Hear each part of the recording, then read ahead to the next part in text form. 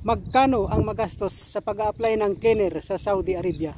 Yan ang tanong sa ating kababayan na gusto niyang malaman, mga kabs, no? Nagtatanong siya sa atin kung magkano daw magastos sa pag-a-apply ng cleaner dito sa Saudi Arabia. Sa totoo lang, mga kabs, mahirap talaga matukoy kung magkano magastos mo papunta dito sa Saudi Arabia. Pero sa bidyong ito, pag-uusapan natin ang mga talagang importanteng gastusin lang pag-apply mo ng cleaner dito papunta sa Saudi Arabia.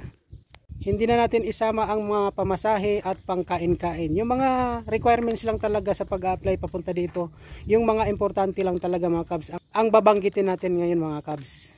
Yun nga, mga kabs, may followers tayo, may subscriber tayo na nagtatanong, dapat i-vlog ko daw yung magkano magastos kapag nag-apply ng cleaner o housekeeping dito papunta sa Saudi Arabia. So ngayon, mga kabs, unahin natin ang gastusin ng passport. Ang passport ngayon, mga kabs, ay naglalaro siya sa presyo na regular 950. Kung doon ka sa medyo mabilis-bilis, mga kabs, 1,200 ang presyo nun. So yun pa lang sa passport, mga kabs, pag-iipunan mo na 1,200, okay, 950. Yun ang pag-iipunan mo, mga kabs. Ngayon naman, babanggitin natin ang mga requirements sa pagkuha ng passport. Kagastos ka pa rin ng pera, mga kabs, pagkuha mo ng mga requirements sa passport.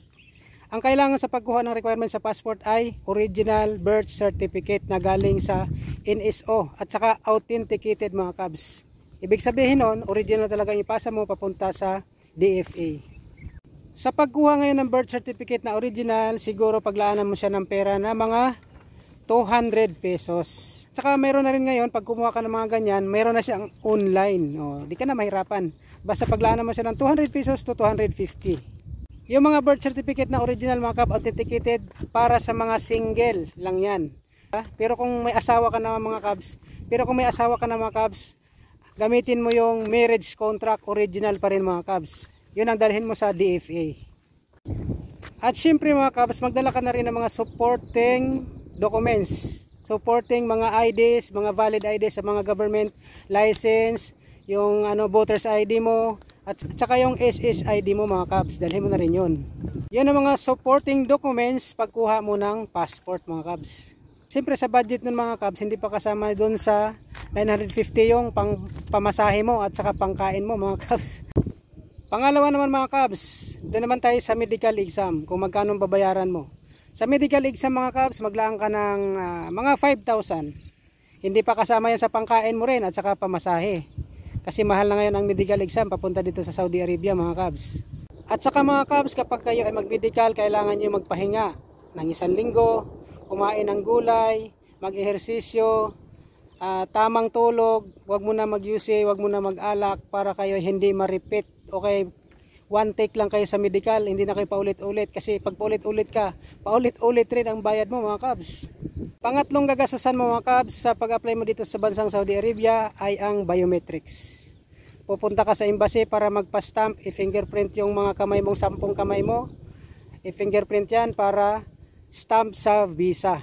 Papapunta dito sa bansang Saudi Arabia. At kailangan mo rin, mga kabs, ng 1,000 pesos para doon sa biometrics, mga kabs. Kasi walang biometrics sa Pilipinas, dito lang sa bansang Saudi Arabia pagpasok mo sa airport, sa immigration. Dahil medyo matagalan ang pagpasok ng mga tao, kaya ang ginawa nila by country na lang. Halimbawa, papunta ka dito sa Saudi Arabia, mag-abroad ka, nag-a-apply ka. Doon pala sa Pilipinas, pinabiometrics na para pagdating dito, wala nang problema. Dire-diretso na ang lakad mo sa immigration, papasok sa airport. Kaya yun ang ginawa nila, mga kabs.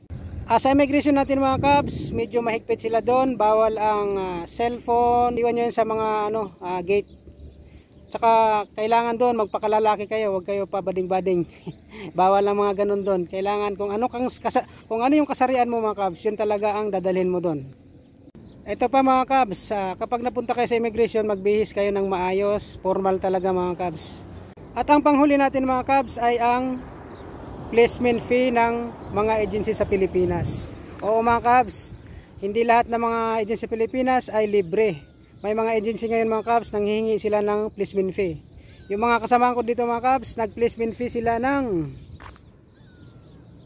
25,000 pesos bago makaalis. So yan ang paghandaan nyo, mga kabs, kapag kayo ay mag-apply ng housekeeping. Hindi lang housekeeping, kahit ibang mga posisyon dito, mga kabs, yung ibang agency sa Pilipinas, nanghingi rin sila ng mga placement fee. Kaya kung ikaw ay nag-a-apply sa agency na walang placement fee at salary deduction, napakaswerte mo na mga kabs. Patusin mo na yan at bihira lang mga ganyan. Kadalasan ngayon may placement fee na talaga.